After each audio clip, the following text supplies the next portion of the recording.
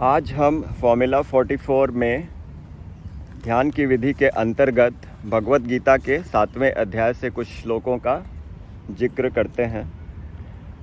हमने अब तक यह सीखा कि भगवान श्री कृष्ण ने भगवत गीता के 7वें अध्याय के 14वें श्लोक में कहा कि दैवी ही एषा गुणमयी मम माया दुरत्यया मामेव ये प्रपद्यन्ते माया में ताम तरन्ति ते। हमारी जो ये माया शक्ति है ये बड़ी ही प्रबल है, इसको पार पाना मुश्किल है। जीव अपने बल से इसे पार नहीं पा सकता। जब जीव भगवान को आश्रित होता है, उनके समक्ष अपने आप को समर्पित करता है, तभी माया का निदान हो सकता है। क्योंकि उसके पहले भगवान ने कहा है भूमिरापो नलो वायु खम मनो बुद्धि रेवच अहंकार इतियम में भिन्ना प्रकृति रष्टधा। मेरी जो शक्तियाँ हैं उनमें से प्रमुख शक्ति हमारी माया शक्ति है, जिसके 8 तत्व हैं: जल, पृथ्वी, आकाश, वायु, अग्नि, मन, बुद्धि और अहंकार। इन 8 अवयवों से इस सृष्टि में मटेरियल एनर्जी, माया शक्ति प्रकट होती है।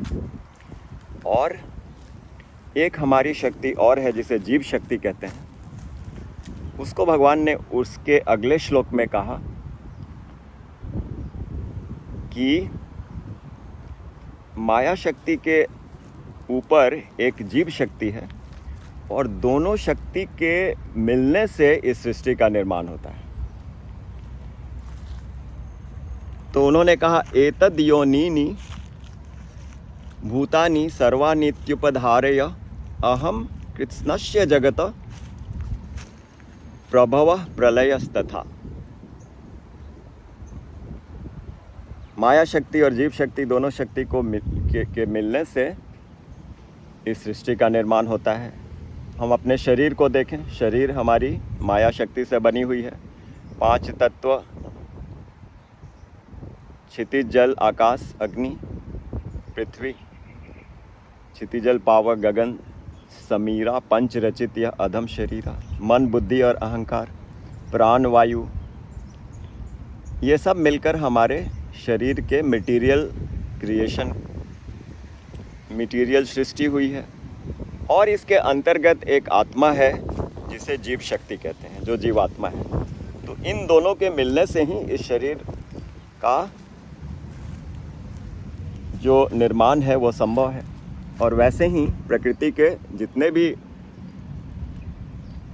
तत्व हैं, जितने भी सामग्री हैं जो हमें दृष्टिगोचर हैं, वो इन्हीं तत्वों से बने हुए हैं। जैसे वृक्ष है तो वृक्ष में जल, पृथ्वी, आकाश, वायु, अग्नि इत्यादि, और उसके साथ उसमें आत्मा भी है।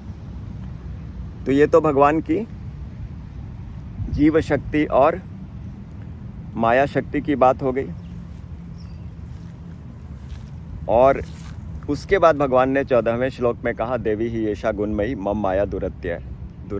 ये हमारी माया शक्ति बड़ी ही प्रबल है, बिना भक्ति के ये जा नहीं सकती। अब भगवान ने अगले 3 श्लोकों में क्या कहा? उन्होंने कहा कि नमाम दुष्कृत्नो मूढ़ा प्रपद्यन्ते नराधमा मायया अपृत ज्ञानम आशुरम भावम आश्रिता।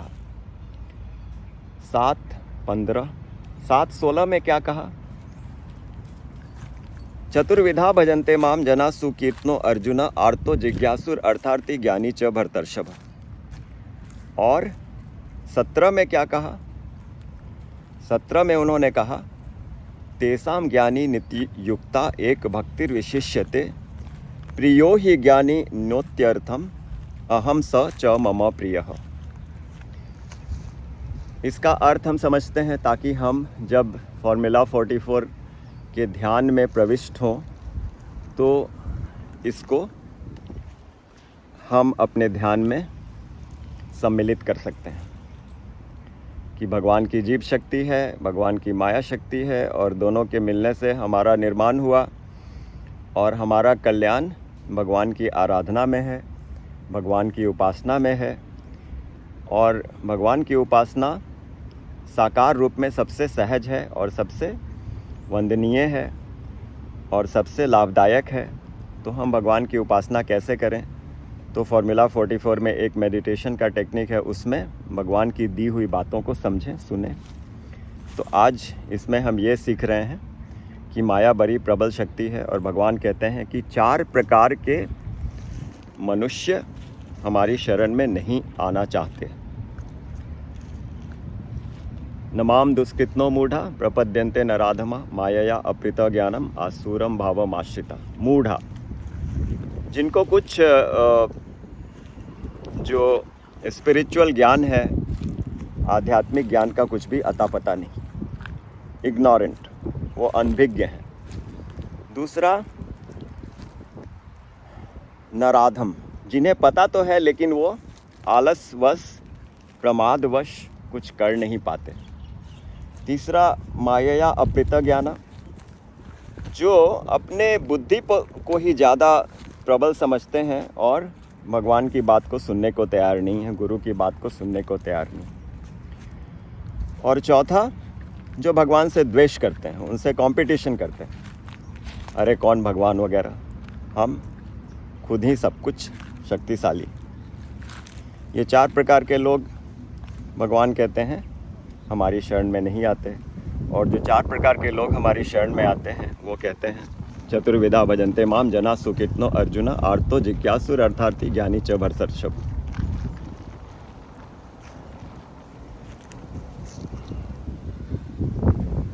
आर्त मतलब जिन्हें दुख हो रहे हैं, उनके जीवन में बड़े ही क्लेश हैं, कष्ट हैं, उस कष्ट का निवारण नहीं हो रहा है तो वो भगवान के प्रति समर्पित हो रहे हैं, ये है आर्त।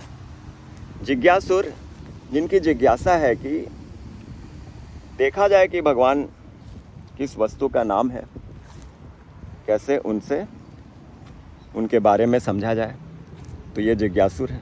तीसरे अर्थार्थी, जिनको अर्थ की आवश्यकता है, धन की आवश्यकता है, सब कुछ कोशिश करने के बावजूद भी धन प्राप्त नहीं हुए, अब वो भगवान की शरण में आना चाहते हैं। और ज्ञानी, जिन्हें ज्ञान हो चुका है तो वो भगवान की शरण में स्वतः आ गए। तो इन 8 तरह के मनुष्यों में भगवान ने सर्वश्रेष्ठ किसको माना? ज्ञानी भक्त को, जिसे भगवान ने 17वें श्लोक में कहा तेषाम ज्ञानी नित्य युक्ता एक भक्तिर विशिष्यते प्रियो ही ज्ञानी नोत्यर्थम अहम स च मम प्रियः। ये 8 प्रकार के मनुष्यों में सबसे सर्वश्रेष्ठ ज्ञानी भक्त है, जिसे ज्ञान भी प्राप्त हो चुका है और वो भगवान को समर्पित भी है। अगर ज्ञान प्राप्त हो चुका हो और भगवान की भक्ति नहीं है तो हमारी जो डिवाइन, हमारी आध्यात्मिक प्रगति है वो एक सीमित रेखा तक है। लेकिन अगर हमने ज्ञान भी प्राप्त कर लिया और ज्ञान से भक्ति प्राप्त कर ली और ये समझ लिया कि ज्ञान से भी ऊपर भक्ति है, क्योंकि ज्ञान में स्वाभिमान, ज्ञाना अहंकार आ सकता है, भक्ति में सरेंडर की भावना होती है, तो ऐसे भक्त जो ज्ञान युक्त हैं वो भगवान को सबसे प्रिय है। उसके अगले श्लोक में भगवान वही कहते हैं उदारा सर्व एवैते। बहरहाल आज इतना ही, और फिर हम अगले वीडियो में कुछ और ध्यान विधि की बात लेकर आपके समक्ष उपस्थित होंगे। सी यू।